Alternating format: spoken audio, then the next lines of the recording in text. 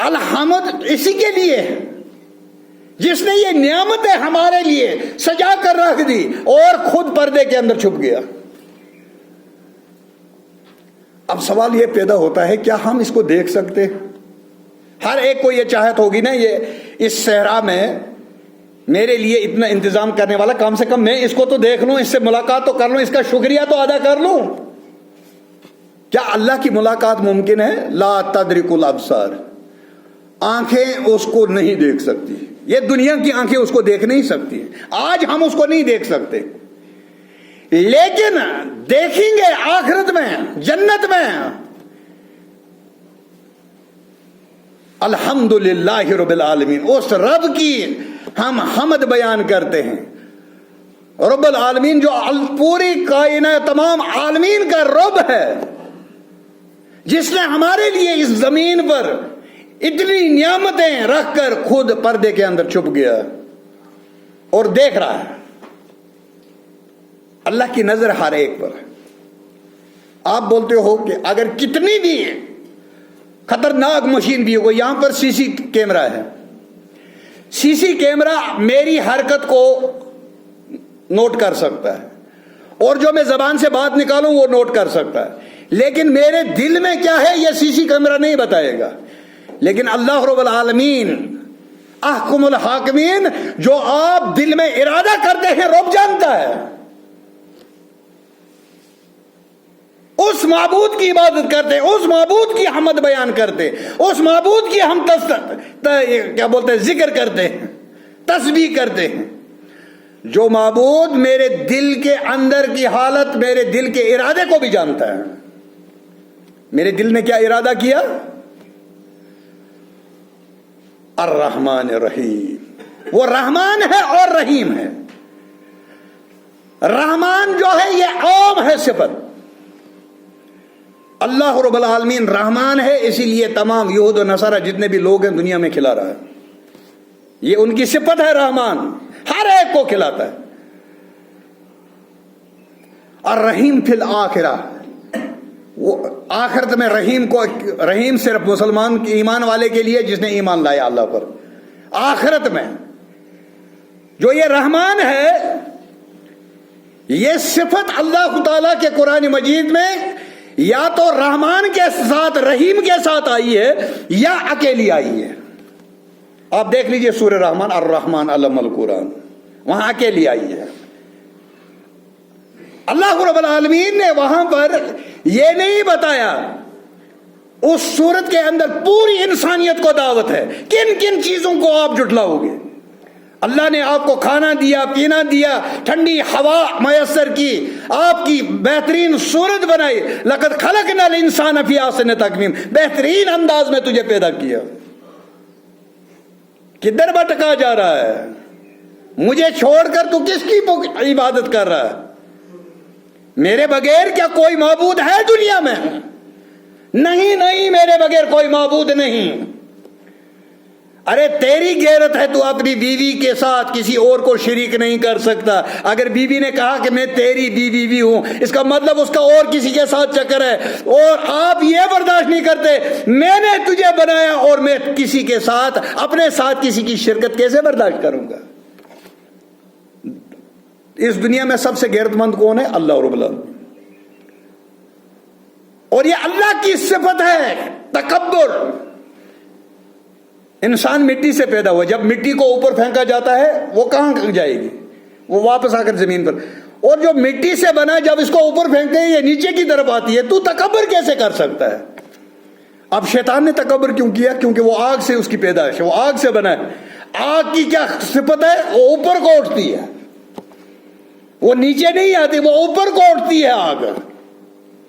اس لیے اس نے تکبر کیا اور وہ اللہ کی برگاہ سے روندا گیا، اس پر پھٹکار پڑی اللہ کی طرف سے۔ الرحمن الرحیم مالک یوم الدین، مالک ہے وہ یوم الدین، آخرت قیامت کے دن کا مالک ہے۔ وہاں پر اللہ رب العالمین نے قرآن مجید میں دوسری جگہ فرمایا، احادیث مبارکہ میں نبی کریم صلی اللہ علیہ وسلم نے فرمایا کہ اللہ رب العالمین زمینوں کو ایک انگلی پر، پہاڑوں کو ایک انگلی پر، آسمانوں کو ایک انگلی پر، یہ پوری کائنات کو اپنی انگلیوں پر رکھ کر پھر کہے گا لمن الملک اليوم، اے کائنات کے لوگوں، آپ دنیا کے اندر بہت بڑے بادشاہ تھے، اتنے مربع کلومیٹر کے حکمران تھے، آج کس کی حکمرانی ہے؟ لمن الملک اليوم، آج کے دن کس کی حکومت ہے؟ کون حکمران ہے؟ کون مالک ہے؟ کس کی ملکیت ہے اس وقت؟ پھر خود ہی اعلان کے اللہ واحد القہار، آج واحد القہار کی حکومت ہے۔ میں دنیا میں آپ کو پیغمبر بھیج کر دائی بھیج کر آپ کو سمجھاتا رہا، آپ کو اچھے ٹریک پر ان سے بلواتا رہا، اور آپ اس ٹریک سے بھٹکتے رہے۔ میں آپ کو آگ سے نکالنے کے لیے پیغمبروں کو بھیجا، آپ آگ کے گڑھے کے کنارے پر پہنچے تھے، اور محمد رسول اللہ صلی اللہ علیہ وسلم فرمایا کہ میں آپ کو کھینچ کر اس آگ سے بچا رہا ہوں۔ میری مثال یہ ہے۔ حضرت امام مسلم رحمۃ اللہ علیہ نے اپنی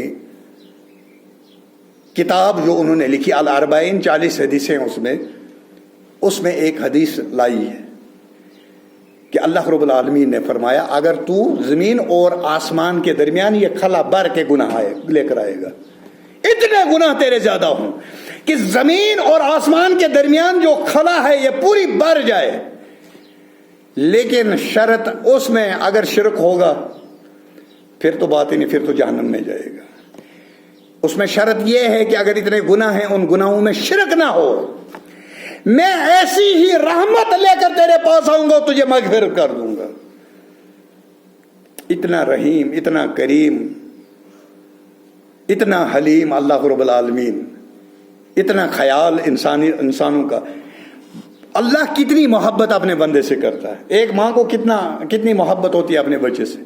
اگر کسی ماں کو کہیں گے تیرے بچے کو آگ میں پھینک دیں گے، پھینکنے دے گی؟ وہ خود آگ میں کود جائے گی لیکن بچے کو تکلیف نہیں پہنچنے دے گی۔ ماں کا مقام بہت اونچا ہے، ماں کی عظمت کو سلام۔ ماں کا مقام جو ہے وہ کوئی اور نہیں لے سکتا ہے۔ دنیا کے اندر باپ ہے، باپ کا بھی بہت بڑا رول ہے، لیکن ماں کی وہ عظمت، ماں کی عظمت کو سلام، وہ مقام کوئی حاصل نہیں کر سکتا ہے جو ماں کرتی ہے اپنے بچے کے لیے۔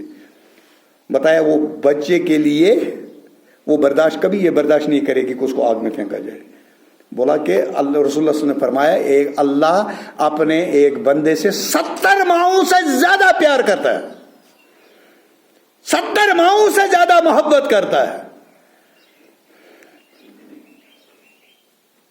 تو اس لیے اللہ رب العالمین نے فرمایا توحید جو ہے، توحید لے کر آؤ گے، اگر آپ کے گناہ ہوں گے وہ معاف ہو جائیں گے۔ میری مرضی ہے میں معاف کر دوں، سزا بھی دے دوں، یہ اللہ کی مرضی پر ہے۔ لیکن اگر شرک ہوگا، شرک کے لیے کوئی معافی نہیں۔ شرک ایک ایسا گناہ ہے جس کے لیے کوئی معافی نہیں ہے۔ حضرت لقمان علیہ الصلوۃ والسلام نے، انہوں نے بھی اپنے بیٹے سے یہ کہا، اے میرے بیٹے لا تشرک باللہ ان شرک لظلم عظیم، یہ شرک جو ہے بہت بڑا ظلم ہے، یہ زیادتی ہے۔ ظلم کس کو کہتے ہیں؟ یہ ٹوپی ہے، ٹوپی کا مقام کیا ہے؟ سر۔ اگر کوئی آدمی اس ٹوپی کو پاؤں میں پہن لے، یہ ظلم ہے، کیونکہ اس کا مقام جو ہے وہ تبدیل کیا گیا۔ جب کوئی چیز اپنے مقام سے اٹھا کر دوسری جگہ رکھی جاتی ہے یہ ظلم ہے۔ انسان کا مقام یہ ہے کہ وہ عبد ہے، بندہ ہے، اور اللہ کا مقام یہ ہے کہ وہ معبود ہے، اس کی بندگی کی جائے۔ اور اگر اللہ کو چھوڑ کر کسی اور کی بندگی کی جائے، کیونکہ یہ ظلم ہے، یہ مقام جو تبدیل کر دیا اس بندے نے، اس کو سجدہ اللہ کے حضور میں کرنا تھا لیکن یہ کہیں اور کر رہا ہے، یہ کہیں اور سے مانگ رہا ہے، یہ کہیں کسی اور کو مشکل کشا سمجھ رہا ہے، یہ کسی اور کو حاجت روا سمجھ رہا ہے، اس لیے اس نے مقام کو تبدیل کر دیا۔ جب مقام تبدیل ہو گیا یہ ظلم ہے، اور ظلم اللہ رب العالمین کو برداشت نہیں ہے۔ اور سب سے بڑا جو ظلم ہے وہ کیا ہے؟ اللہ کے ساتھ شریک ٹھہرانا۔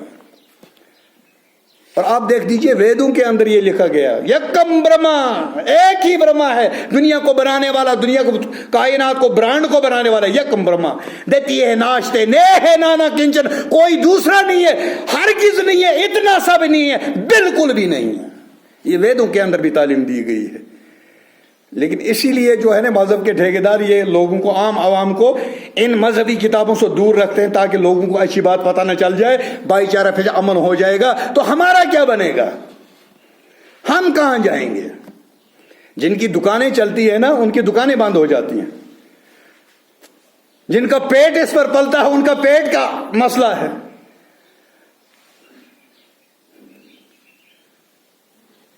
تو اللہ رب العالمین نے فرمایا شرک کو میں کبھی معاف نہیں کروں گا، باقی گناہوں میں اگر مجھے مرضی آئے تو معاف کر دوں، تو باقی شرک کے بغیر باقی گناہوں میں مغفرت ممکن ہے، لیکن شرک کے لیے کوئی مغفرت نہیں ہے۔ اللہ رب العالمین ہمیں حق اور پر عمل کرنے کی توفیق عطا فرمائے، ہمیں توحید نصیب فرمائے۔ اللہ رب العالمین ہمیں توحید اور سنت پر عمل کرنے کی توفیق عطا فرمائے۔ وآخر دعوانا الحمدللہ رب العالمین، والسلام علیکم ورحمۃ اللہ۔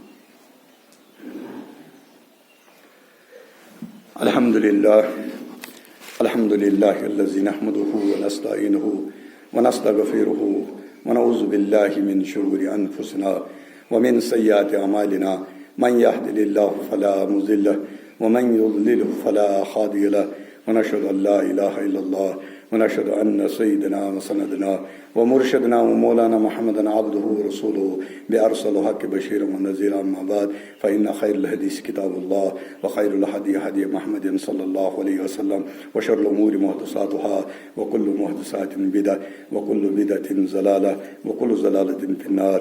اللهم نصر من نصر دين محمد صلى الله عليه وسلم وجل منهم، واخذل من خذل دين محمد صلى الله عليه وسلم ولا تجلنا منهم. يرحمكم الله. إن الله يأمرون بالعدل والإحسان وإيتاء ذي القربى وينهى عن الفحشاء والمنكر والبغي لعلكم تذكرون. واذكروني يذكركم واشكروا لي ولا تكفرون. اے اللہ جو اسپتالوں کے اندر بیمار شفائی کاملہ عطا فرما، اس گھروں میں بیمار شفائی کاملہ عطا فرما، اس مجلس میں کوئی بیمار شفائی کاملہ عطا فرما، اے اللہ کوئی مستورات بیمار ان کو شفائی کاملہ عطا فرما، اے اللہ ہمارے بہو بیٹیوں کو ہدایت فرما، ہمارے بزرگوں کو ہدایت فرما، ہمارے نوجوانوں کو ہدایت فرما، اے اللہ ہمارے والدین کو مغفرت فرما، ان کو جنت الفردوس عطا فرما، اے اللہ ان کے حسنات کو قبول فرما، سیئات سے درگزر فرما، اے اللہ جو بے اولاد اولاد صالح عطا فرما، اولاد نرینہ عطا فرما، اے اللہ ہمیں حفاظت فرما، اے اللہ ہمیں امن والی زندگی عطا فرما، امن و امان والی زندگی عطا فرما۔ وآخر دعوانا الحمدللہ رب العالمین، والسلام علیکم ورحمۃ اللہ۔